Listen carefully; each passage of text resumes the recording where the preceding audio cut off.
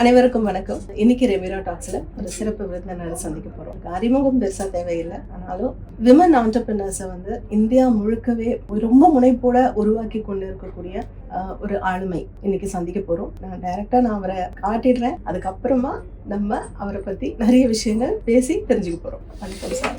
வணக்கம். ரெமிரா டாக்ஸ்ல உங்களுடைய நேயர்களை சந்திக்கிறதுக்கான அந்த ஆப்பர்ச்சுனிட்டி கொடுத்ததுக்கு 2026 என்னுடைய முதல் இன்டர்வியூ. அதனாலேயும் உங்க எல்லாருக்கும் 2026 வாழ்த்துக்கள்.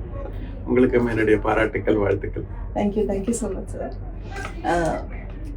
CK குமரவேல் அப்படின்னாலே ரொம்ப பெரிய ஒரு மோட்டிவேஷன் எல்லாருக்குமே. நீங்கள் பேசி மோட்டிவேட் பண்ணுறதை தாண்டி இப்போ சமீப காலமாக உங்களுடைய காணொலிகளை பார்க்கும் போதே ரொம்ப பெரிய ஒரு மோட்டிவேஷன் கிடைக்குது. இதுக்கு பின்னாடி இருக்கக்கூடிய கதை நிறைய இடங்கள்ல நமக்கு தெரிஞ்சாலும் எனக்கு அந்த முதல் புள்ளியை வைத்த உங்கள் தாயாரை பற்றி நீங்கள் சொல்லணும் அப்படின்னு நான் ரொம்ப விரும்பி கேட்கிறேன். எங்கள் அம்மா ஒரு மிகப்பெரிய இன்ஸ்பிரேஷன் எங்களுக்கெல்லாம். அதாவது 1979 செப்டம்பர் 12 எங்கள் அப்பா இறந்துருவார். அது முன்ன வரைக்கும் அவங்க ஒரு ஆர்டினரி ஹவுஸ் ஒய்ஃப். ஆந்திராவிலிருந்து தமிழ்நாடுக்கு கல்யாணம் ஆகி வராங்க. வரும்போது அவங்களுக்கு தமிழும் தெரியாது. அவங்க சொந்த ஊர் ராஜமந்திரி. இங்கே கல்யாணம் ஆகி வராங்க சென்னை கடலூருக்கு. இங்கிலீஷும் ஒன்றும் பெருசாக தெரியாது. 9th standard படிச்சிருக்கிறாங்க. அதனால் மினிமம் அந்த லெவல் ஆஃப் இங்கிலீஷு அவ்வளோதான் தெரியும். கல்யாணம் ஆகிருக்கிறாங்க. அவங்க அந்த சிச்சுவேஷனுக்கு அடாப்ட் ஆகிறாங்க. அதுக்கப்புறம் அவங்களுக்கு 42 வயசு, எங்கள் அப்பாவுக்கு 48 வயசு. எங்கள் அப்பா இறந்துடுறாரு. அதுக்கு நடுவில் 6 பசங்க அண்டு 4 எனக்கு 3 அண்ணாங்க, 2 அக்கா. எங்கள் அம்மா அடுத்த நாள் காலையில் எங்கள் 6 பேரையும் கூப்பிட்டு சொல்கிறாங்க, இன்னிலேருந்து நான் தான் அவங்க அம்மா, நான் தான் அவங்க அப்பா அப்படின்றாங்க. எங்கள் பெரிய அண்ணாக்கு 24 வயசு, எனக்கு 12 வயசு, நடுவில் 4 பேர்.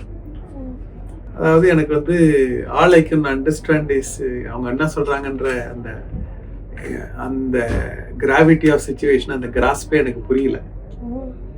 All I can understand is family is in some kind of trouble, இவ்வளோதான் எனக்கு புரிஞ்சுது.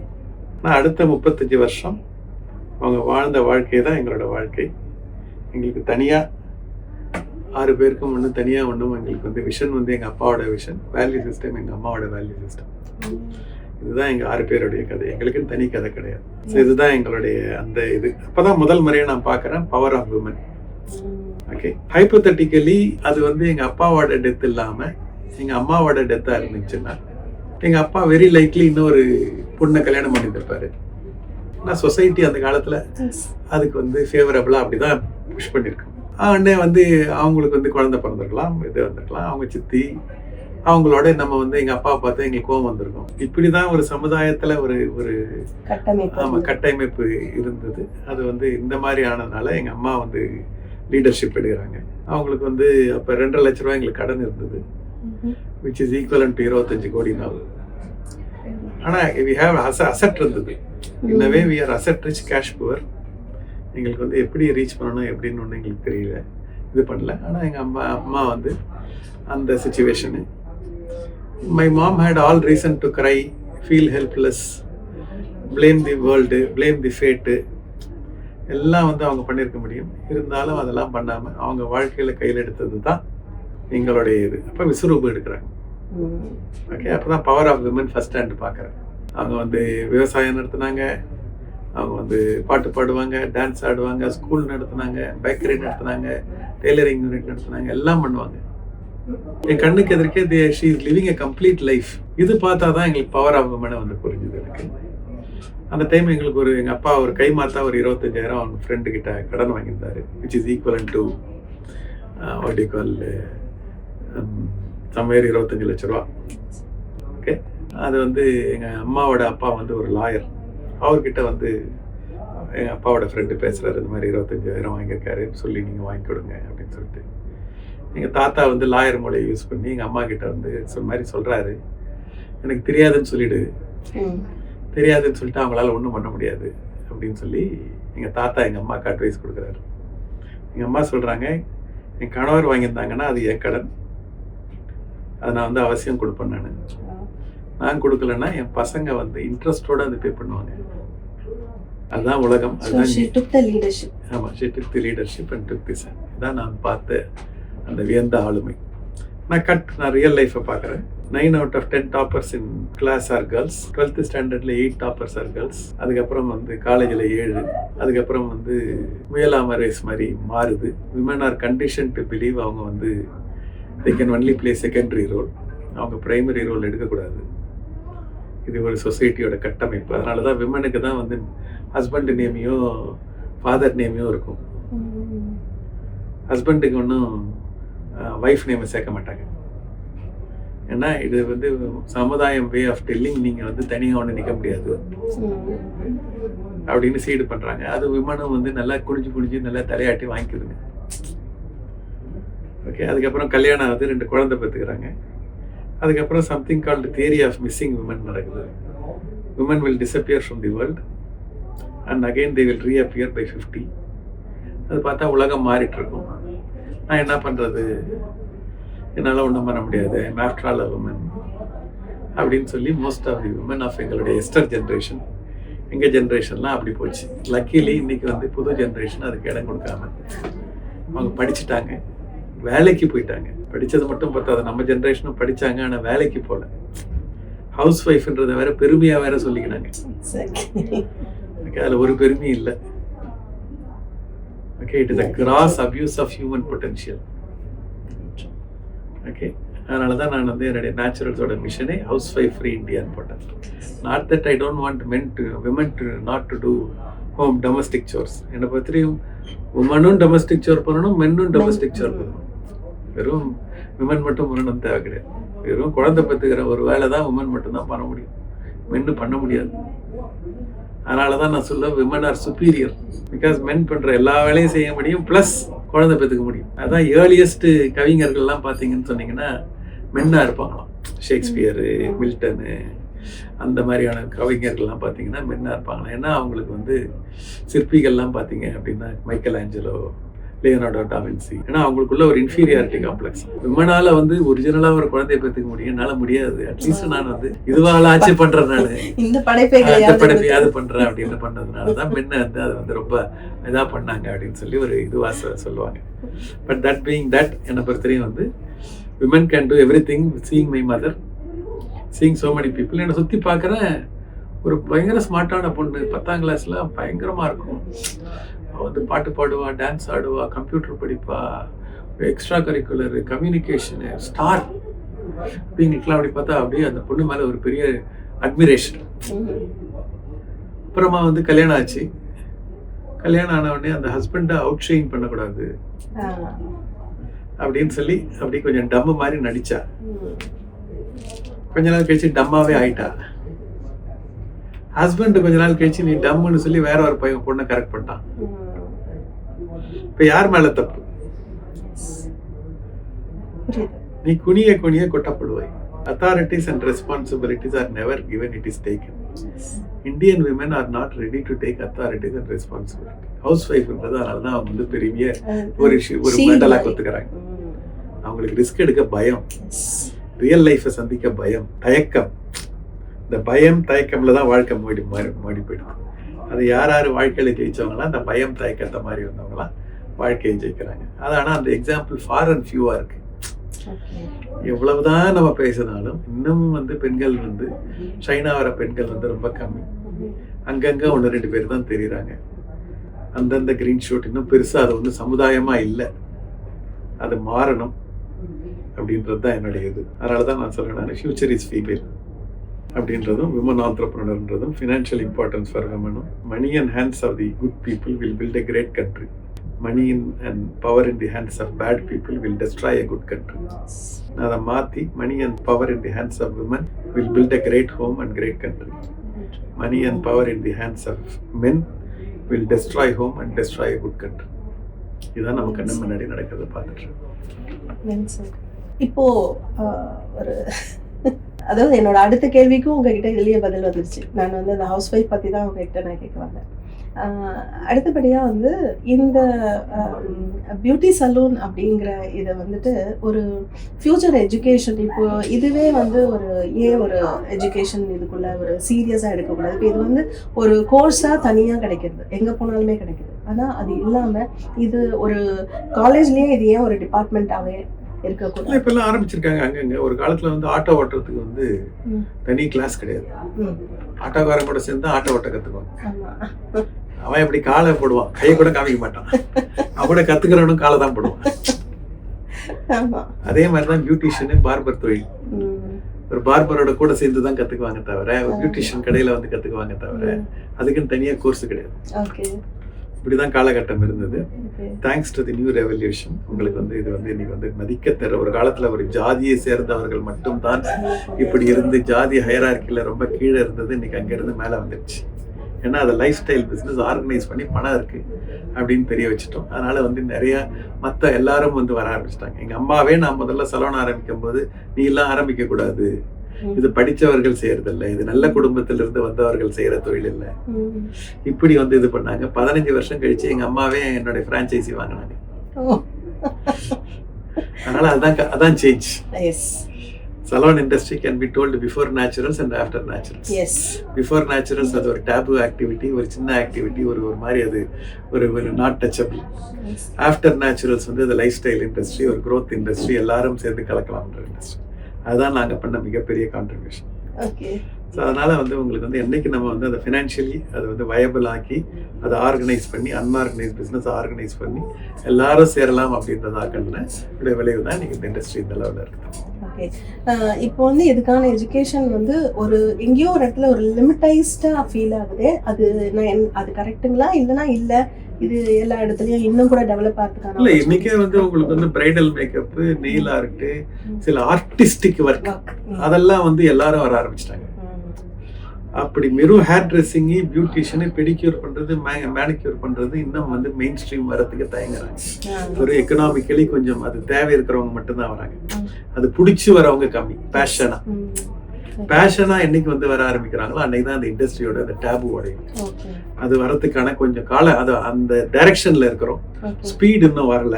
என்ன பத்தி இன்னொரு 10 வருஷத்துல அந்த ஸ்பீடுக்கு வந்துடும். ஓகே. அப்போ நீங்க வந்து இன்ஸ்டிடியூஷன்ஸ் எஜுகேஷன் நாங்க 60 அகாடமி வச்சிருக்கிறோம். நேச்சுரல் பியூட்டி அகாடமின்னு அதை கற்றுக் கொடுக்குறோம். எங்களோட பெரிய இன்ஸ்டிடியூட் வச்சிருக்கோம். அதில் ட்ரெயின் பண்ணி நாங்களே வேலைக்கு எடுத்துக்கிறோம். அது வேற. அகாடமி மற்றவங்களையும் நாங்கள் ட்ரெயின் பண்ணுறோம். பட் அது வந்து ஸ்லோவாக தான் பிக்கப் ஆகுது.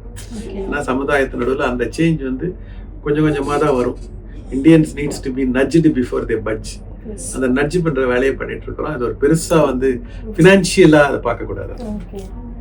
இப்போ வந்து நீங்கள் கொஞ்சம் கொஞ்சமாக நார்த்து சவுத்துலேருந்து அப்படியே கொஞ்சம் கொஞ்சமாக அடுத்தடுத்த ஸ்டேட் எல்லாம் போயிட்டு நார்த் வரைக்கும் ரீச் ஆகிருக்கும் போது எப்படி நீங்கள் அதை பார்க்குறீங்க? அதாவது சவுத்தில் இருக்கக்கூடியவங்களுடைய கற்றுக்கணுங்கிற அந்த ஆர்வமோ, நம்மளா வந்து ஒரு ஃப்ரான்ச்சைஸி வைக்கணுங்கிற ஆர்வமோ, நார்த்தில் இருக்கவங்களோட ஆர்வத்தையும் நீங்கள் எப்படி இதை பார்க்குறீங்க? சவுத் கொஞ்சம் அஹெட், ஒரு 5 வருஷம் அஹெடாக இருக்கும்.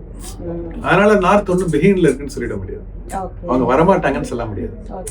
அவங்க கொஞ்சம் ஸ்லோ. இப்போ மெட்ராஸ்ல இருக்கிறவங்க வந்து ஒரு 5 வருஷம் அஹெடா இருப்பாங்க இன்னைக்கு ஒரு சின்ன ஊர்ல இருக்கிறவங்களை விட தமிழ்நாட்டுல. அதனால அவங்க ரூரலா இருக்கிறவங்க அவங்க ஒன்றும் இது பண்ண போறது இல்லை. அதே மாதிரிதான் south north divide. South is little ahead, little more organise, little more educated, little more English speaking. இதெல்லாம் சவுத்துக்கு கொஞ்சம் அட்வான்டேஜ். சவுத் இஸ் இன்னும் கொஞ்சம் மோர் டினைடு. யாருக்கு வந்து விஷயம் மறுக்கப்படுகிறதோ அவங்க இன்னும் அவங்கள தயார்படுத்திக்குவாங்க. நார்த்துக்கு எல்லா இதுவும் வந்து சென்ட்ரல் கவர்மெண்ட் அங்க இருக்கிறதுனால எல்லாம் அவங்களுக்கு கொடுக்கறதுனாலே அவங்க வந்து நல்லா இப்ப பாருங்க நல்லா எல்லாமே நல்லா இருந்ததுன்னா அந்த பையன் நல்லா படிக்க மாட்டான். கம்ஃபர்ட் ஜோன்ல ஆபரேட் பண்ணுவாங்க. இங்க இது இல்லாதனால நம்ம south is pushing forward. But north having set that they are also நவ கேட்சிங் அப். ஓகே. இப்போ சில ஸ்டூடண்ட் மென்னும் வந்து இதுல இன்வால்வ்மென்ட் காட்றத பண்றாங்க. இன்னைக்கு வந்து யூனிசெக்ஸ் ஹேர்ட்ரெஸ்ஸர்னு ஒரு கான்செப்ட் வந்துருச்சு உங்களுக்கு. அதனால men also is taking into this profession. But predominantly இன்னும் விமனுக்கு தான் இது ரொம்ப ஃபேவரபிளான பொசிஷன். இது ஒரு நேச்சுரல் ப்ரொஃபஷன் அவங்களுக்கு. அதுவும் நார்த் ஈஸ்ட் கிட்ஸ் எங்களுக்கு மிகப்பெரிய ஸ்ட்ரென்த். நார்த் ஈஸ்ட்ல இருந்து நிறைய பேர் ஒர்க் எங்களோட 50% of our employment are from north east. அதனால நார்த் ஈஸ்ட் பசங்க இதுக்கு ரொம்ப பெரிய ஸ்ட்ரென்த். Okay. ஏன்னா அவங்களுக்கு ஃபேஷன் கற்றுக் கொடுக்க தேவையில்ல, ம். அவங்களுக்கு இங்கிலீஷ் கற்றுக் கொடுக்க தேவையில்ல, ம். அவங்களுக்கு ஒரு ஜாப் கற்றுக்கினாங்கன்னா குவிக்காக கற்றுக்குதுங்க. Okay. ப்ளஸ் எந்த ஊருக்கு வந்து ட்ரான்ஸ்ஃபர் பண்ணாலும் உடனே பொட்டி எடுத்துன்னு கிளம்பிடுதுங்க. ம். இதெல்லாம் வந்து இஸ் வெரி ஃபேவரபிள். நம்ம சலூன் இண்டஸ்ட்ரி மட்டும் இல்லை, எல்லா ரீட்டைல் இண்டஸ்ட்ரிக்கும் North East people are a big blessing. Okay. எனக்கு வந்து அடுத்தது உங்களுடைய சமீபத்தில் வெளிவந்த புத்தகம், நீங்க எழுதின புத்தகத்தை பத்தி எங்களுக்கு சொல்லலாம். இது வந்து எங்கள் அப்பாவோடைய லைஃப் வந்து ஒரு புக்கு வந்து போட்டிருந்தாங்க. எங்கள் அம்மாவோடைய லைஃப்பையும் ஒரு புக்காக வந்து போட்டிருந்தோம் தமிழில். பட் எனக்கு வந்து இன்னைக்கு வந்து இன்னைக்கு பிஸ்னஸ் கம்யூனிட்டி, எங்கள் அப்பாவோட புக் மெயினாக பிஸ்னஸ் புக்குன்றதுனால அது வந்து இங்கிலீஷில் வந்து இருந்தால்தான் ஆண்டர்ப்ரனர்ஸுக்கு நல்லா ரீச் ஆகும் அப்படின்றதுனால நானும் எங்கள் அண்ணா அசோக் அண்ணா ப்ளஸ் ரங்கநாதனும் வந்து சிகேஆரும் வந்து அவரும் வந்து அதில் வந்து ஒரு சாப்டர் எழுதியிருந்தாரு.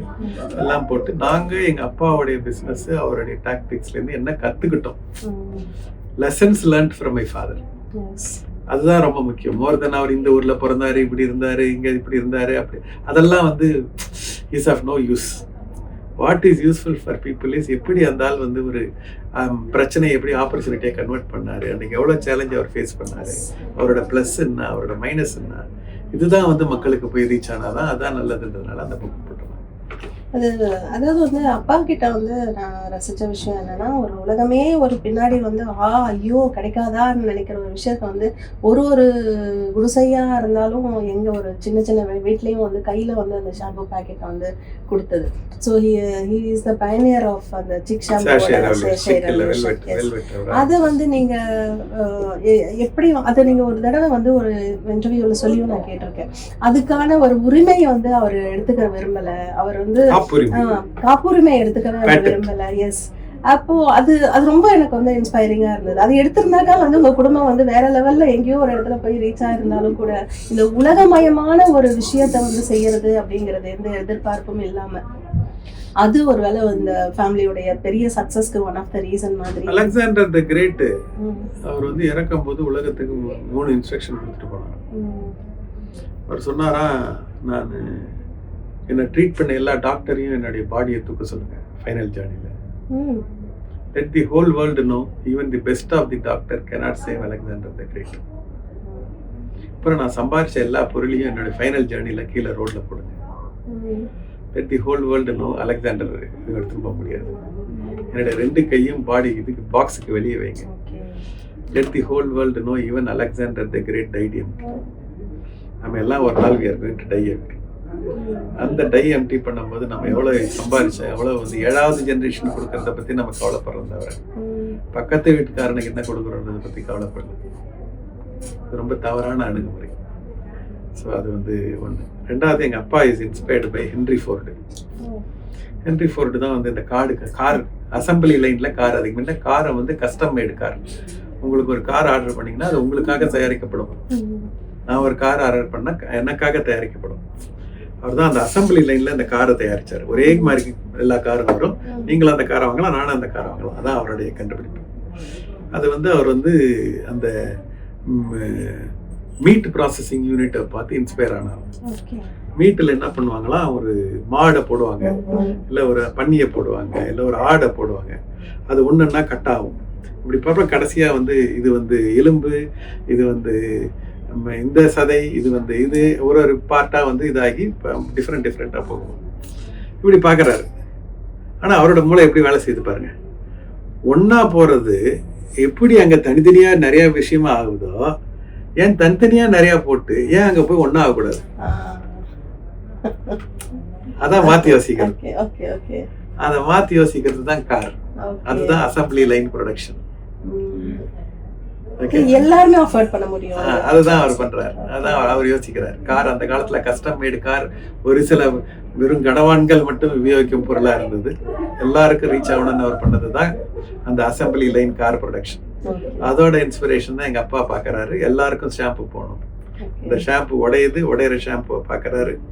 ஏன் வந்து இது மேல்தட்டு மக்கள் மட்டும் யூஸ் பண்ற பாட்டில் இருக்குது, ஏன் சின்ன பாக்கெட்ல போடக்கூடாது அப்படின்னு கனெக்டிங் தி டாட் பண்றாரு, லான்ச் பண்றாரு. அதான் அவருடையது அந்த அந்த இது.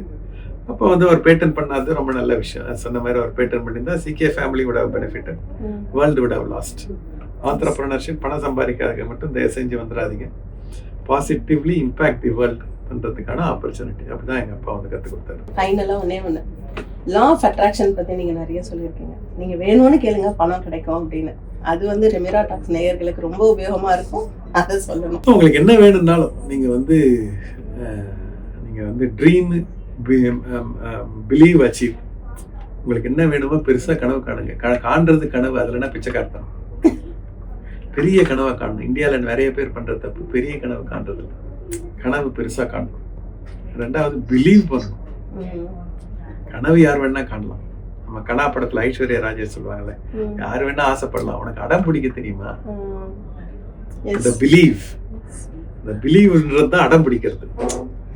நீ பிலீவ் பண்ணனா உன்னுடைய அது அந்த பிலீஃப் வந்து உன்னுடைய ஆக்ஷனுக்கு உன்னை நகர்த்தும். ஓகே, அதுக்கப்புறம் கெட் ரெடி டு ரிசீவ். அவ்வளவுதான். Dream believe achieve. இது என்ன விஷயத்துக்கு வேணாலும் நீங்க போட்டு நல்ல கனவு, பெரிய கனவு பிலீவ் பண்றதுன்றது உங்களை தயார்படுத்துறதும் அது பார்ட் ஆஃப் பிலீஃப். பிலீஃப்னா வெறும் சாமிக்கு கோயிலுக்கு வந்து போய் கும்பிட்டு பூஜை பண்றது மட்டும் கிடையாது. அதுக்காக போய் ப்ரிப்பேர் பண்ணணும்.